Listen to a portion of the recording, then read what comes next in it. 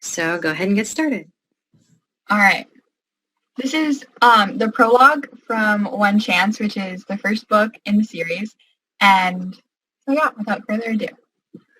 World-renowned scientist Dr. Ava Petrus collapsed into her office chair with a loud sigh. She rubbed her eyes, removed her shoes, and massaged her aching feet, then applied pressure to the tense muscles of her neck. Finally, a time to relax. As she began to recline in her chair, the phone rang. Dr. Petrus eyed it from across the room. With a reluctant groan, she took a deep breath and stood up. One look at the caller ID told her to ignore it. With a roll of her eyes, Dr. Petrus walked slowly around her office, her fingers running across the white oak shelves mounted on the wall. Her eyes glanced from frame to frame, displaying her greatest achievements and awards. Her works were among the most important discoveries in scientific history. Universities all around the world studied her work. Back at her desk, she opened a file titled Confidential, Stone Properties, on her computer and reviewed it for what felt like the millionth time. This project was easily the most exciting one she had undertaken, but also the most difficult. Dr. Petrus knew she was on the brink of something, maybe even the most important discovery in the history of science, but she couldn't quite get there. The project was unusual because it confused her, but the confusion only motivated her more. The German government classified Dr. Petrus's project as top secret. Her orders came directly from Chancellor Schmidt himself. He allowed her to hire 2 scientists to assist her and insisted she had a bodyguard. The amazing opportunity to work with 2 of Germany's top scientists thrilled Dr. Petrus. Yet, an unbelievable amount of pressure rested on her shoulders now. Dr. Petrus inhaled and exhaled, her hands folded across her stomach and her glasses perched on the bridge of her nose. Today would be a new day, a new chance. Dr. Petrus awoke to the sound of heavy rain and crackling thunder. She hauled herself to her feet and made herself a strong cup of coffee. After throwing on some of her most comfortable clothes and her lab coat, she continued to get ready for the day. On her way to work, accompanied by her bodyguard, Brutus Ebb, Dr. Petrus couldn't get the project out of her mind. She went through the security retina scan and fingerprint identification to get into her lab. Arriving at her lab's door, Dr. Petrus unlocked it and flicked on the light as she stepped into the room. Maybe today would be the day she solved the mystery of the Stone of the Cedo. Maybe today would finally be the day when she was able to activate it. The Stone of the Cedo sat on the metal lab table, its powerful abilities locked. The overhead lamp illuminated the emerald rock, the light bouncing off its surface. The stone was roughly the size of a tennis ball, but had more potential power than a nuclear bomb. There it sat, capable of changing the world. Yet, her inability to access the stone's potential made the stone no more valuable than an ordinary rock. To everyone else, Dr. Petrus masked her frustration, but there was no lying to herself. Brutus stood near the back door, watching Dr. Petrus intently. Was he watching her, or what she was doing? Was there even a difference? Ava didn't mind the attention, especially from him. Did Chancellor Schmidt give her a bodyguard because she was incapable of defending herself? Or maybe he just wasn't protecting her. Maybe he was protecting the Stone of the Cedo. Whatever the reason, Ava was glad he was there. In the 4 months he had been there, Brutus shielded her from prying eyes, provided moral support, and, while he never said it, seemed to genuinely care about her and the project. Although their jobs didn't require much communication, there was certainly a connection between them.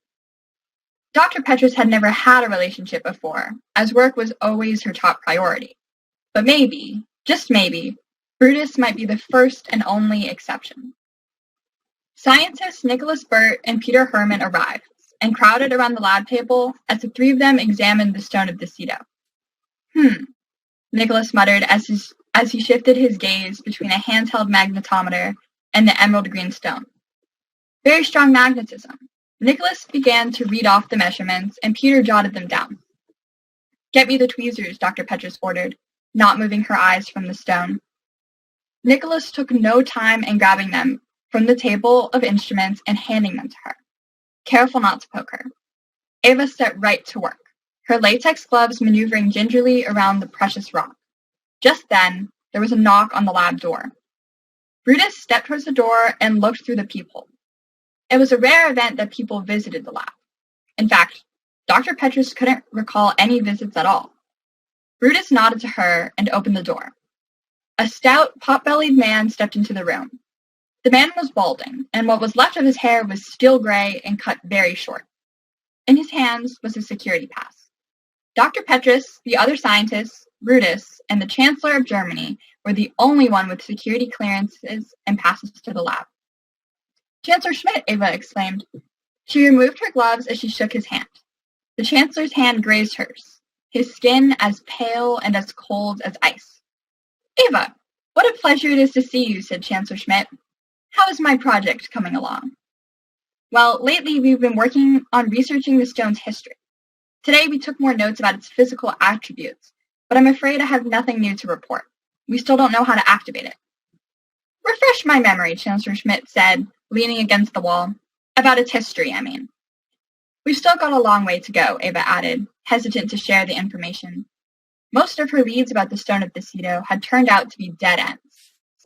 Chancellor Schmidt smiled at her, but it didn't quite reach his cold eyes. "Ava, I decided to entrust this information to my Vice-Chancellor, and I need you to be able to explain it to him." Ava chewed on her lip. Her eyes flitted to Brutus, who merely winked. "My apologies, Chancellor, but I can't come with you today. I have plans. I was not going to ask you to come with me, Miss Petrus," Chancellor Schmidt said. "I ask you wait for my explanation before you jump to conclusions." "My apologies.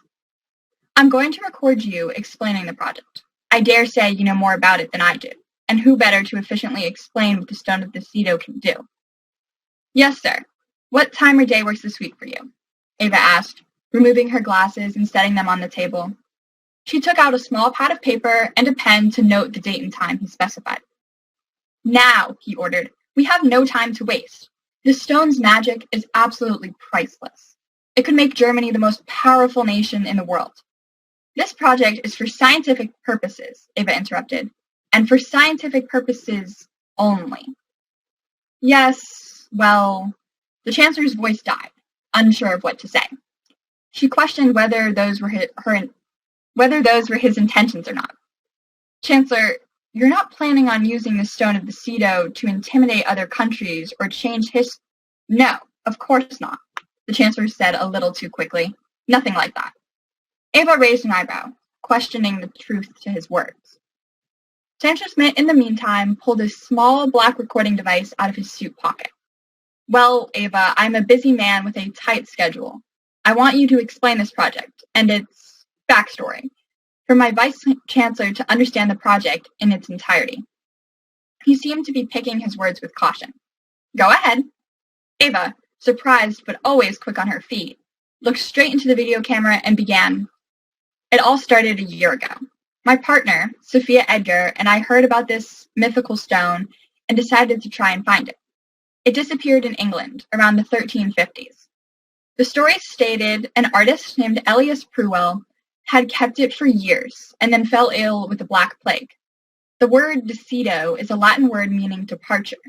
We think he named it the Stone of Decido because it departs you from your timeline." Ava paused briefly and adjusted her glasses. Elias knew he was close to death, so he decided to hide the stone in one of his sculptures. Sophia and I took a trip to the UK and researched him. Before Elias's death, he had 3 statues he was working on in his studio. One was never finished. The second was in Edward III's castle, and the third was moved to an art gallery, which burned down in the late 1400s.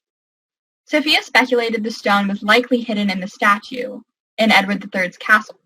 She reasoned if Elias truly didn't want the stone to be found, it would be in the place no one could get to it.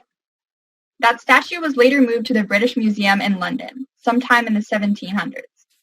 Sophia suggested we confide in someone who worked at the museum about our suspicions about the Stone of Decido. Then we could get their permission to examine the statue, but we weren't sure who we could trust with the secret. No one could know. And while I don't condone thievery, there seemed to be no other option. The project had to be kept a secret. We had to seal the stone if it was in fact in the statue. We had to take that chance. Of course, the Chancellor agreed. After researching the museum, we decided to visit it. We found a storage closet in the museum and hid there until the museum closed. We located the statue of the knight we believed hid the Stone of the Cedo, and after careful searching, on the back of the knight's foot, we found an engraving. It said, Tempus Itinerator, meaning travel through time. Below the engraving was a little hole we used to open a small door, slightly larger than a tennis ball. Inside, we found the stone. In the knight's foot? Nobody looks at the back of a statue's feet, Ava explained. It was by far the most inconspicuous place. So, Elias Pruell didn't want the stone to be found. Ava nodded. She wasn't exactly sure how much information the Chancellor wanted, nor how much information she should give. Elias didn't want the stone to be found accidentally. Right. Continue, the Chancellor said. Ava looked straight into his camera again and continued the story. We were able to remove the stone, and then we headed back to the closet to wait for the museum to open the next morning. About an hour after it opened, we left. Sophia and I exited the museum, leaving no one the wiser. That afternoon, we left the country. Upon returning to Germany, a group of men attacked us. Their faces were unrecognizable, but they had distinctive snake tattoos on their necks. Somehow, they knew we had the stone, Ava said. We were running away from the men, sprinting as fast as we could. The men had guns and they were shooting at us. Bullets were flying this way and that, but we kept running. As fast as our legs could carry us. I do not need a play-by-play, the Chancellor interrupted. I need you to talk more about the stone and the project, not the story. Ava ignored him. One of the bullets hit Sophia. I couldn't even turn around to help her. I had to keep running.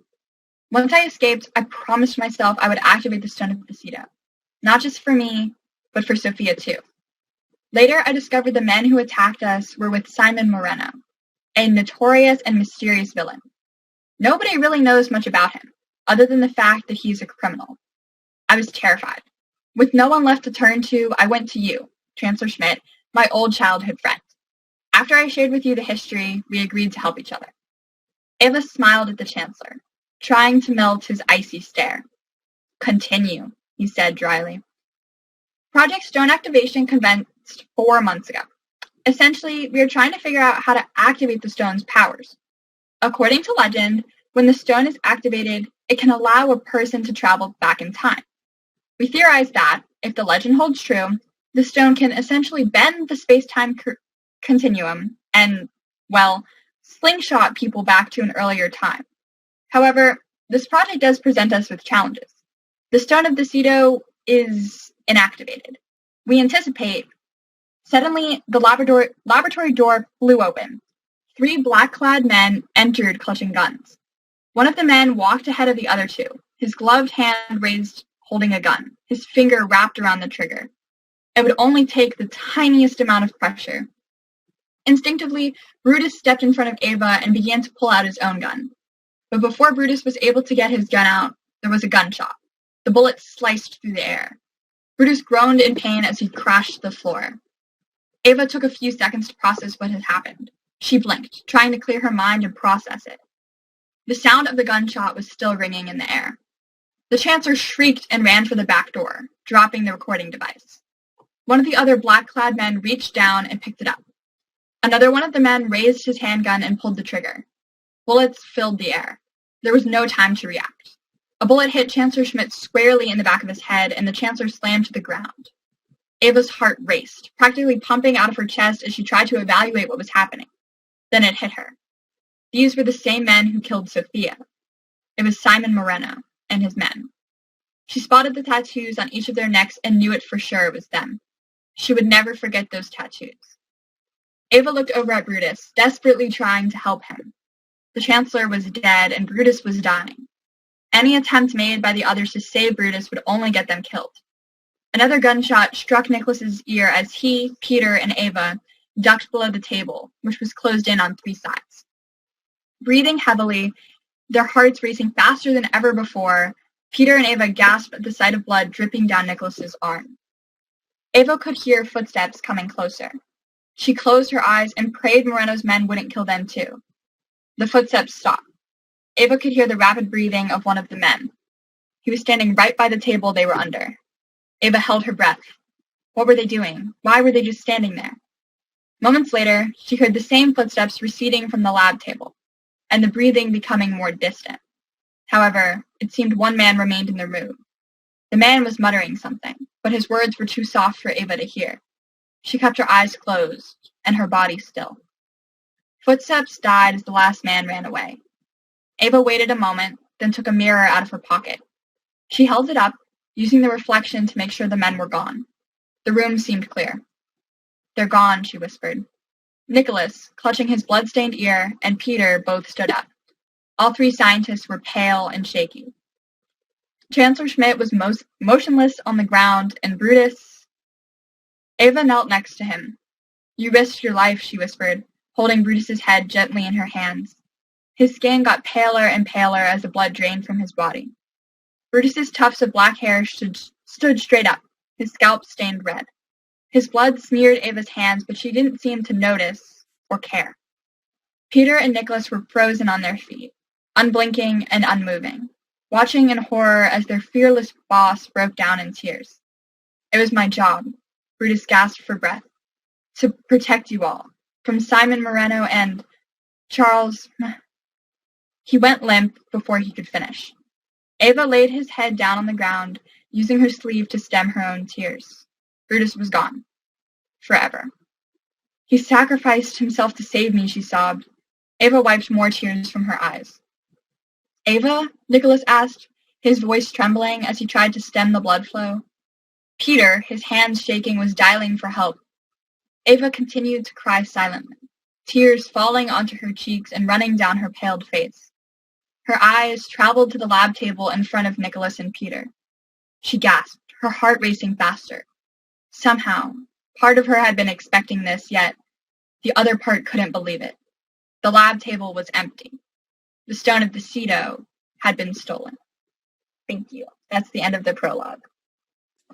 Awesome. So before you start reading anything from Two Secrets, by the way, that was the prologue of... One Chance. That's right. Okay. So I just want to ask a few questions, and then I'll have you read something else. So what made you want to start writing? I was first inspired to start writing by my love of reading. I have always been a really avid reader. I started reading with my mom, like Little House on the Prairie, and my dad read me like the Junie B. Jones books in like kindergarten. And I thought it was so cool how authors could put together this whole world for other people to find themselves in and get lost in at the same time. And I was like, you know what? I want to do that too someday. So I started writing stories. The first story I wrote was about a girl who could become invisible. And so from there, I just started writing more and more stories. And then in 5th grade, I decided I wanted to try writing a whole book. And I have the draft right here. This is the original draft of One Chance. And so I started the One Chance journey with this. And as you can see, it's just like 100 pages in a notebook. But that's what started the journey. How old were you then? I was 11 at the time. That's amazing. And it got published by the time you were 15, right? Yes. Well, it came out in January of 2018. So, okay. Yeah, I was 15. Okay. So, how old are you now? I'm currently 17. And you have how many books out? I have 2 books out, and I am working currently on editing the 3rd book in the series. That is awesome. Okay. So, could you read something from the next work? Yes, I can read something. Hold on one second. All right, I'm going to pick a selection to read. If you are done with your reading, I mean, we did get a good 15 minutes of reading in there. That's fine. We can go to the Q&A. If we have a lot of questions, I would like to do the Q&A. I don't want to answer all the questions, but yeah. If not, I can do some more reading. Okay. Let's see. How did you come up with the idea for this stone with magical powers? This is from Writer Girl. She also says, this is amazing. Thank you. So I knew that I wanted to include my favorite things from books that I read, and my favorite things from books that I had been reading were time travel, inspired by like the Magic Treehouse books, magic, inspired by my love for Harry Potter, and I also really loved history, so I knew that I wanted to include those three things in my book. But I didn't want to give my characters magical powers. So instead I was like, okay, I have to figure out how I can get them to time travel without giving them the ability to time travel. So I decided to put the ability in something, and I thought the idea of putting it into something so ordinary, like a rock, would be really cool. Giving something so simple such extravagant and amazing powers, I thought would be really cool. So that's how I came up with that. You simplify it. It just becomes, it isn't all about the science techno stuff. It just becomes about the travel. I like it. So when you were writing these stories, did you know that you were going to want to publish them? So when I first was writing it, I decided to write it just because, I wanted to, and I wanted to express myself and find myself in this place. I didn't really think of publishing it until I got most of the way through it. But once I was most of the way through it, I was like, this is a story I would want to read. Like, if somebody had published this, I would totally read this. And I knew that other kids would want, like, that story. I felt like this was a story that hadn't been told yet. And so I knew I wanted to publish it in 5th grade when I finished it. But I also had 2 problems. I didn't really know how. And a lot of people did not believe that I could do it, or just believe that, other people would believe in me.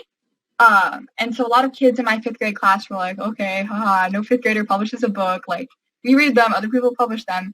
And so I was like, you know what? I'm going to do it. Even if I have to wait a few years, even if I have to do a bunch of drafts and face a bunch of rejections, like, I'm going to do it. So then after that, I started working on the series and rewriting and putting together a bunch of documents to help me keep track of everything in the series, and took it from there. So you are keeping track of you have an outline and you keep track of what's happening where so that you have continuity? Yeah, I have a bunch of different documents and boards of information and stuff that I use to keep track of the information throughout the series. And so in my documents, for example, I have one that keeps track of all my characters' ages, so I know how old they are in each book, and I do that by birthday. I have a document that keeps track of the character arcs. So I want my characters to develop because they're kids. Of course, they're going to change. So okay, if this character starts the book as very fearful and afraid, how do they end this book? And then how do I continue that in the next book? So a lot of stuff like that I keep in a bunch of documents on my computer. Yes, exactly. This is what authors do. You are definitely there. I love it, though, seeing a professionalism in a young person. Okay, so Gail says, it says in the biography, Sarah speaks to students and teachers. How does she do this? She goes to schools. What do the kids think about the books? I bet the teachers love it. The teachers do love it, I think. Basically what I do is I speak at elementary schools and middle schools, and I go present to 4th, 5th, 6th grade-ish, sometimes 3rd and 7th, and I talk for about 15 minutes and just talk about the journey that I went on and how I started writing, how I ended up getting published, and the editing process, all of that. And then depending on how much time the school has, I do a Q&A with the kids. Sometimes I do character workshops and help them all design their own character. And then I also will sign books and send it to that school if the kids want them. And it's really fun. I think the kids like the books and I think they can also connect with me because I'm a kid writing for kids. So I feel like there's a special connection because I understand where they're at writing their stories, and they know that my perspective is closer to their age than someone older. Do you intend to continue to write in YA genre as you get older? I personally love the middle grade fiction YA area. I have read some adult books. Obviously, I'm not an adult yet, so they're not written for me. But I think there's some magic to it in books for younger kids and teens. And I feel like there's also the ability for kids to suspend more disbelief and write more outside of the box things that it's so much easier for a kid to accept this magical world as real than it might be for an adult to. So I really would like to stick to the middle grade fiction YA genre because I feel like there's, like I said, just some magic to it. That's great. Okay, we got another question. Jane asks, do you write the story in linear order, or do you write certain chapters out of order and put them together later? That is a great question. I'm a person of order, so I like writing in order. You know, I like watching my TV shows in order. I like doing everything in order. But I will say sometimes I get to a spot where I'm like, I have no idea what to do here. I know where I want it to go, but I don't know how to get it there. So what I do is, fun fact, I write the word raspberry, and then I keep writing at the next spot that I know it's going to happen. And then later, once I finish that draft or that chapter or section or whatever, I search the word raspberry and I go back to all the places where I didn't know what to write or what to say. So I don't ever do like whole chapters that way, but I do write like whole sections after, because, you know, writer's block is real. So sometimes I'll be like, I know that I wanted to get it to this scene, I just don't know how to connect it. So then I'll raspberry it and come back to it later. Like it. Thank you. That is perfectly workable. So tell me a little bit about the future plot. What's coming up next? What is book 3 part of a series? Yes. So book 3 is a continuation. So One Chance starts in May. It's in like the end of the year. And then Two Secrets picks up in January, like the following January. So there's 9 months in between these. And then the third book, which is called 3 Quests, picks up in the following May. So there's some time gaps in between the books, but collectively they cover 1 year of these kids' lives. And the kids in the book are in 6th grade. So it covers them 6th grade, end of 6th grade to 7th grade. And it's just a continuation of the story, but I always add in new magical aspects with each book and introduce new parts of their magical world that they haven't really discovered yet. So there's definitely different aspects to the books, but they are a continuation of the same character arcs and all of that. Gotcha. So somewhere between a plotter and a pantser, from what I can tell. Okay. Here's another question from Writer Girl. She asks, does she know how each book ends? Yes, but I do sometimes change it. When I originally came up with my concepts for the series, I was like, all right, this one's going to end this way, and this one's going to end this way, and this one's going to be a cliffhanger, and it's going to be such a good cliffhanger, and that has changed. But generally, as I start the books, I have an idea of okay, this is the climax, this is the ending, and then I kind of fill it in as I go. And then when I do a rewrite, I evaluate whether or not I like the existing ending, and then go from there. So, for example, with the original 3rd book that I wrote, which is right here, with the original 3rd book, I'd also had a different title, but with the original 3rd book, when I looked to rewrite it, I decided I did not like the ending part at all. I thought I had the perfect ending, but I did not like the ending at all. So I cut the entire end section and combined it with the 4th book and then gave it a completely new ending. So to answer your question, I know how I want the book to end, but I frequently change it. Yeah, you gotta be flexible. Yeah. So let me see. I agree with Jeffrey. He says you have a terrific approach, raspberries and all. Thank you. Are you part of a writers group or any local organization? Kind of, yes. So for the past couple summers, I did WIN, which is Writers in Need of Direction, and that's affiliated with the Tampa Bay Area Writing Project, and it is such a great program. We used to meet Tuesday, Thursdays at USF. It was so great, and I absolutely love doing it.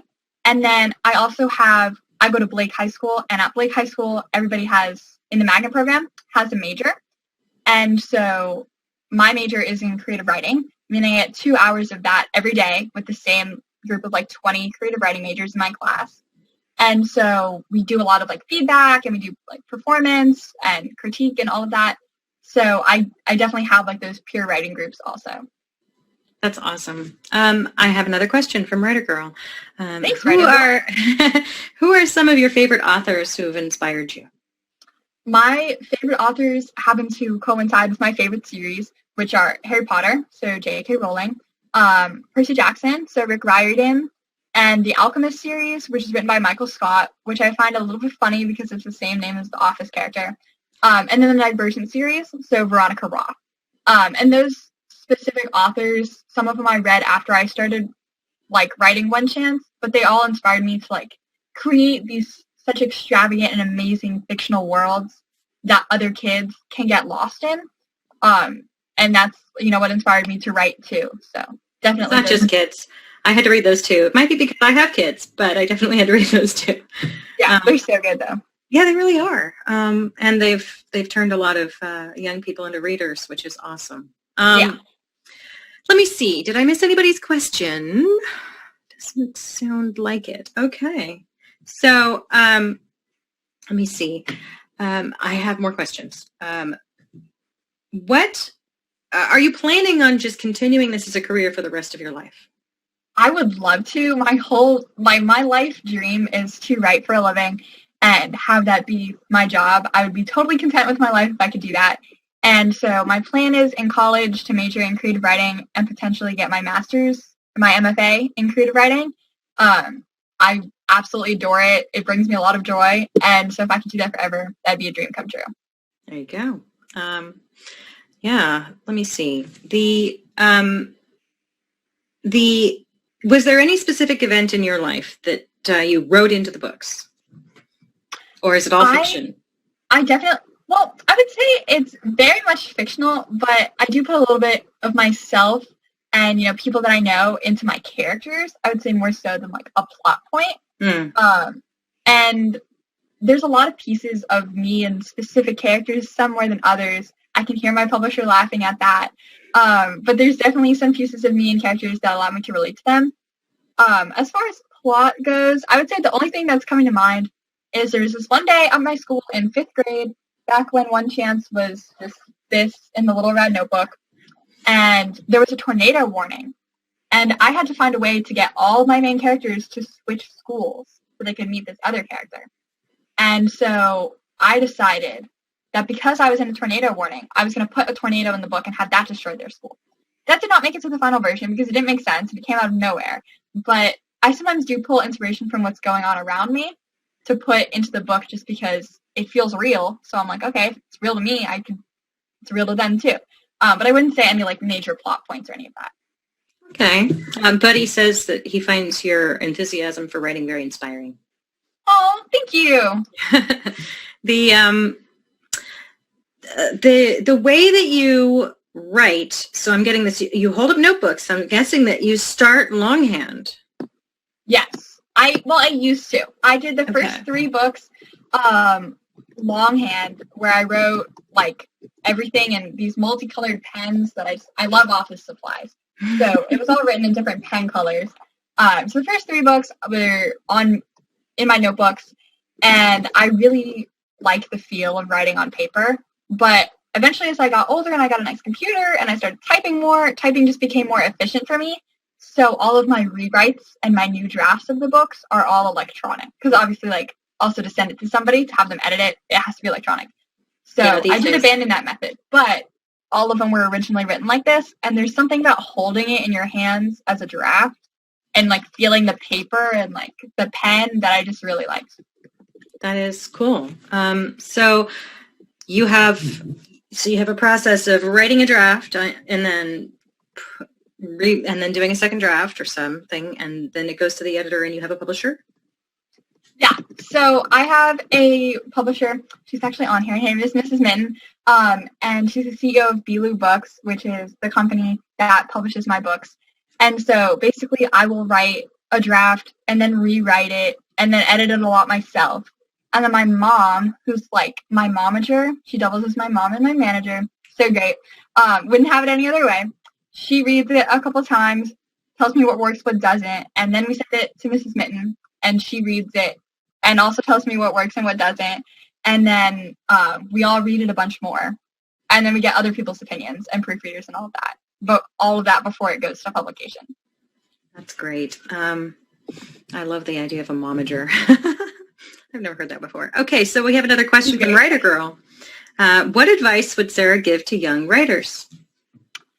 My best advice for young writers is to do 2 things, and I'm borrowing this from a Stephen King quote, but to read and to write. I know that sounds very, very like self-explanatory and might seem very obvious, but the absolute best thing, in my opinion, that you can do to be better at writing is to continue practicing and also to read other people's writing. I feel like I learned a lot from reading like Harry Potter and the kinds of books that I wanted to write, like, magical books. So if you want to write action books, reading action books would be good. It just gives you a taste of like what is already out there and also what works and what doesn't. And also just writing and like practicing, and then going back and reading your own writing after time. Like you set it aside and you go back and read it, and you can be objective about your own skill set and say, okay, I'm good at dialogue, but I'm not really good at writing descriptions, so I need to work on that. And finding what you need to work on and then practicing it will help you a lot. I have so much advice, so I'm probably going to stop it now. But I can always, if you want to message me on Instagram, it's Sarah Frank Author, and I can give you more advice. Yes, Sarah Frank Author, for those who would like to get in touch with her. So Jeffrey asks, do you write for the eye, readers, or for the ear, our inner voice? I would say a combination of both. And I also do different kinds of writing, so I feel like different kinds of writing like appeal to different things. Hopefully a mix of both. But my poetry, I feel like is much more personal. So it's like, poetry for the soul. And then like novel writing, I feel like, it's a mix of both. I don't know if that Cool. So you write other things besides fiction? Yes, I received the question. I do write other things besides fiction. I write poetry, and I started writing poetry around the same time that I started writing stories, although not as I wasn't ever as committed to poetry as I am stories. And then I continued studying poetry at Blake High School because some of our classes are poetry and some are prose, which is stories. And so I do both.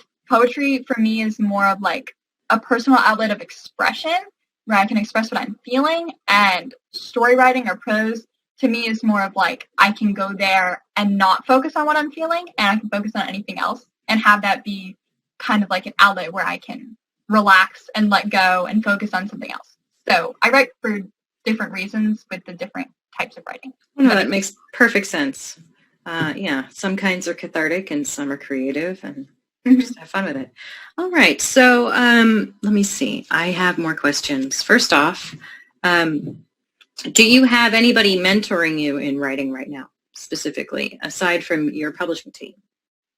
Like another author that you can contact and ask questions of? I would say, I don't know if I would say like necessarily. Well, okay. So my creative writing teacher, Mrs. Curry, is super, super great. She teaches the creative writing at Blake High School, and she works with, all of the classes of creative writing, and she is incredible. I can always go to her for life advice or for, writing advice, whatever she can literally give me advice on anything. And she also edits sometimes, also when I need her to edit, and she gives me very honest feedback. She always will be upfront with me. And then I would also say my publisher is a mentor too. She definitely tells me what I need to work on in the best and nicest way that she gives me feedback that is so helpful. But she says it nicely, which I appreciate. And so I feel like her and my creative writing teacher are both kind of mentors to me. That's wonderful, Sarah. Where can people find your books to buy them? The best place to buy them, in my personal opinion, is the publisher's website, which is belubooks.com. I'll put it in the chat. And cool. Those books are signed, which I think is cool. I spent a long time working on my signature. But anyways, so those ones are signed, but they're also available on Amazon and Barnes & Noble's website. That's great. I'm going to copy that over to the Facebook comments. So Thank you. Know. Yeah.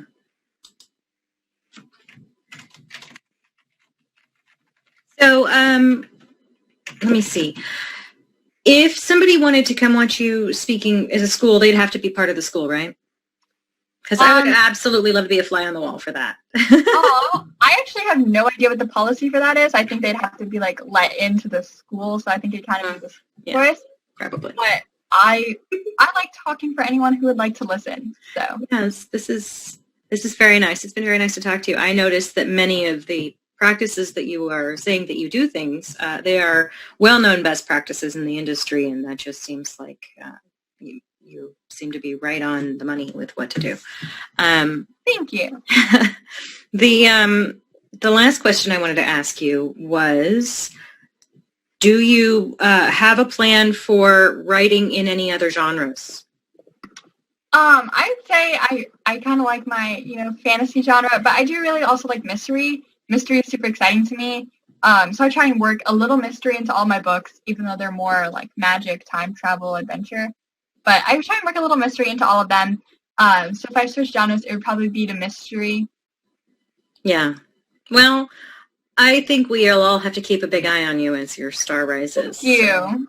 So, anyway, if there are any last questions, let me just double check. Otherwise, thank you everybody for attending this reading from Sarah Frank. Thank you. Teen author. Bye. Bye. Thank you.